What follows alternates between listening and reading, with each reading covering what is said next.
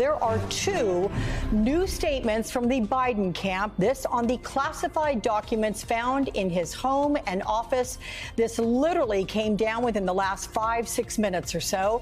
Let's go right to NBC's Ali Rafa. She is with the president in Wilmington, Delaware.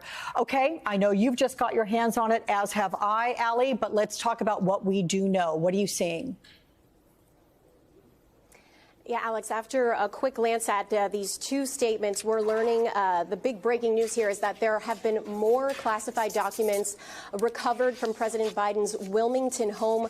This is coming from these statements, according to Richard Sauber, the special counsel to the president, as well as Bob Bauer, President Biden's personal attorney. Basically, Bob Bauer is saying that as a personal attorney, he went to the Penn Biden Center. He and his team, as well as President Biden's Wilmington home, discovered these classified documents, and because he does not have a special security clearance to be able to handle these, he then informed the DOJ and the National Archives. Then Richard Bauer, the special counsel to the president, in this statement says, quote, "Because I have a security clearance, I went to Wilmington Thursday evening to facilitate providing the document the president's personal counsel found on Wednesday to the Justice Department. While I was transferring it to the DOJ officials who accompanied me, 5 additional pages with classification markings were discovered among the material with it, for a total of 6 pages. The DOJ officials with me immediately took possession of them." This is coming, Alex, after we know that those documents found at the Penn Biden Center, they were found in November, turned over to the DOJ and the National Archives. Then that second tranche of documents was found in President Biden's garage at his Wilmington home. That was back on December 20th. And then there was one single classified document that we know of that was found in a, quote, adjacent room, according to the special counsel.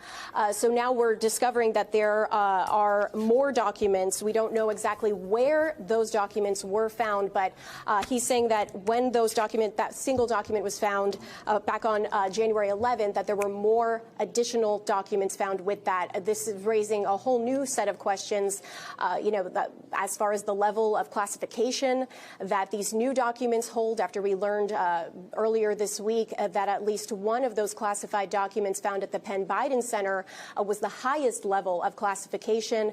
So definitely a lot more questions, in addition to the outstanding ones we still have for the Biden White House in light of this new news about new and more classified documents that were just discovered.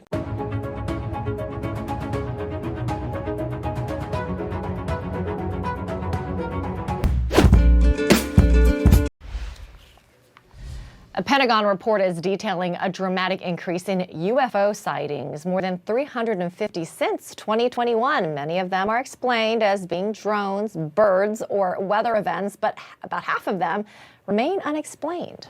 And the office that tracks these sightings in restricted military airspace says that some, quote, require further analysis. That's an understatement. CNN space and defense correspondent Kristen Fisher has the details. Boris and Amra, Capitol Hill has been waiting for this report from the Office of the Director of National Intelligence, or the ODNI. And what this report found is that there have been more than 300 new sightings of what the government calls UAPs, or unidentified aerial phenomena, or more commonly called UFOs, since the last time that the ODNI put out a report like this back in 2021. Back then, the ODNI could not explain 144 sightings of UAPs. This time, now they can explain 171 of them. And one part of the report that really stands out is this one. It says that some of these uncharacterized UAPs appear to have demonstrated unusual flight characteristics or performance capabilities and require further analysis. So, is it advanced U.S. technology? Is it advanced technology from a foreign adversary like perhaps China or Russia? Or is it extraterrestrial in origin or something else entirely? We just don't know. And the U.S. government says that it doesn't know either, or at least it will not say so publicly in this unclassified report. But they did give some explanations for about 163 of the sightings that have been detailed in this report. And here's how they explain those. The vast majority are either balloons or balloon entities. A handful were drones. Another handful were what they call airborne clutter, things like birds, weather events, or airborne debris like plastic bags. So the bottom line here, members of Congress say that this is a step in the right direction to reducing the stigma associated with reporting sightings of UAPs. It's also a step in the right direction to enhancing national security because remember, a lot of these sightings happen right around military bases or assets. But while it's a step in the right direction, members of Congress say the Pentagon, the Office of the Director of National Intelligence, still have a long way to go to giving them the answers that they ultimately want. Welcome back to Fox and Friends. New reports indicate there's another major player in the Biden document scandal, and it's the Chinese Communist Party. The University of Pennsylvania's Biden Center, where classified documents were found, received more than $30 million from anonymous Chinese donors. Here to tell us why Penn's Biden Center is a dark money nightmare, we're going to bring in National Legal and Policy Center Chairman Peter Flaherty. Peter, thanks for joining us. So we know that the dollar amount accelerated, the money they were getting from China to the UPenn accelerated as the Biden, center, whatever they do, became established at the university. What does this tell you? Why was Penn taking that money, and did they report it properly? Well, good morning, Rachel. Colleges and universities around this country receive a lot of foreign money, and UPenn is no different. They've received money from China and Saudi Arabia in the past. What's significant here is that once the Biden Center was established, the gifts accelerated.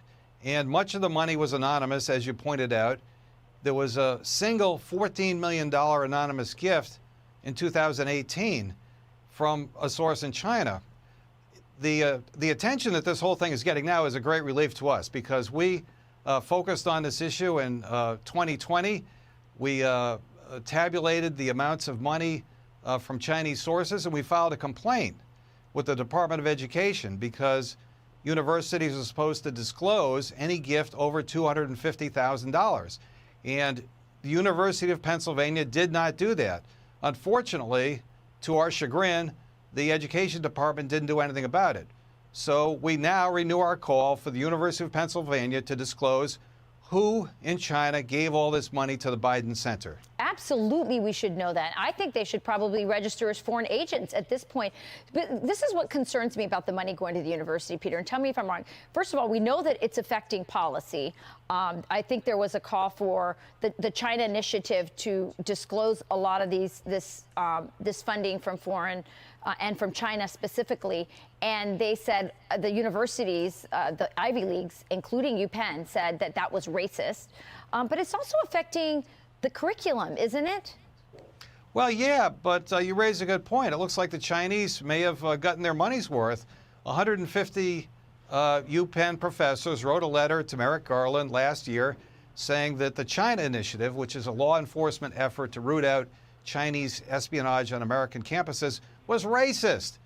And it's really ironic because UPenn itself is very discriminatory when it comes to Asians in their admissions, as are the other Ivy League schools. In fact, that problem is now under review by the Supreme Court. So it could be that these professors know where their bread is buttered. They've never done a letter complaining about the university's admission policies. Yeah, which are racist. In terms of the admission policies are racist, but they sure like those Chinese dollars. This is a very dark web of money between the Bidens, the Biden Foundation, UPenn. We're glad that you're getting the attention that you have been seeking on this finally. We hope you follow it to the very end because I think this is very disturbing. Yeah, Peter, we hope the special prosecutor and the House committees get into it too. That's our hope now. Absolutely. Peter Flaherty, thank you. I'm Steve Doocy. I'm Brian Kilmeade. And I'm Ainsley Earhart. And click here to subscribe to the Fox News YouTube page to catch our hottest interviews and most compelling analysis.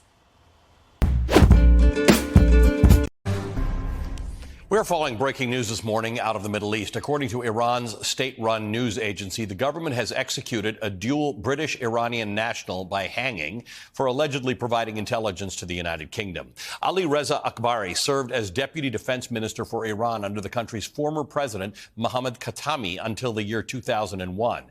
In 2019, he was arrested by Iranian officials and charged with spying on behalf of Britain. Akbari denied the charges and claimed that he was drugged and tortured to provide a false confession. British authorities have called Akbari's hanging, quote, barbaric, and the U.S. State Department's deputy spokesperson called the act politically motivated. Britain's Prime Minister Rishi Sunak publicly declared that this brutal act will not go unpunished. The execution follows multiple other public executions in Iran that have taken place in recent weeks. At least 4 individuals have been hanged recently amid ongoing government crackdowns on the months-long protest that broke out after the death of a 22-year-old woman, Mahsa Amini, who died in September while being detained by the Iranian morality police for allegedly violating the country's strictly enforced Islamic dress code.